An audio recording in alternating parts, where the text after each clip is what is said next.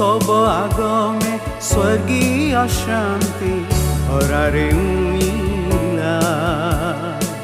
तब आगमे अशांत हृदय शांति विराजिला।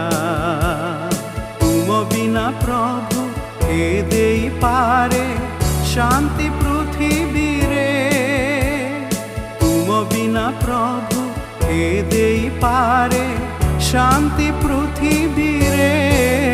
हे शांति राजन हेउ तुम बंधन। प्रिय श्रोता बंधु, प्रभु श्री ख्रीष्ट बहुमूल्य नाम रे आपको शुभेच्छा। पवित्र बाइबल जहन लिखित सुसमाचार 14 अध्यायर 16 पदरे आम यहीपरि पाठ करूँ। आउ मु पिता को अनुरोध करी पुणी तुम्भमानक सांगरे चिरकाल रहिबा निमंते से तुम्भमानंकु आउ जणे साहाय्यकारी अर्थात सही सत्यमय आत्मा को देवे। प्रभु श्री ख्रीष्ट मानव जाति निमंते जणे साहाय्यकारी थिले। जो मानव जाति पाप हेतु ईश्वरंक ठारू विच्छिन्न होइथिला एवं निजर सृष्टिकारी पालनकारी तथा प्रेमकारी ईश्वरंकर सहित पुनर्मिलित होबा संपूर्ण असंभव थिला।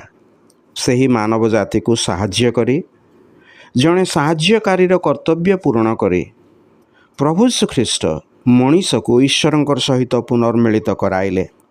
एह कार्य करिबा पई तांको निजर प्राण कालबरी क्रूशरे बलिदान करिबार आवश्यक हला। आमठारे एपरि कौनसी योग्यता नहीं जे आमे ईश्वरंक निकट को जाई पारू किंबा स्वर्ग राज्यर अधिकारी होई पारू।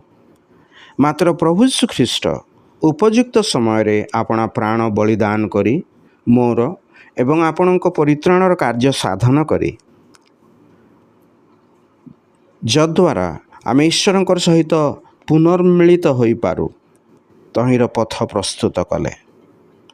एही महान परित्राण साधनकारी तथा मानव जातिर साहाय्यकारी प्रभु यीशु ख्रीष्टंकु व्यक्तिगत भावे ज्ञात हवा निमंते ईश्वर आपणंकु साहाय्य करंतु। धन्यवाद।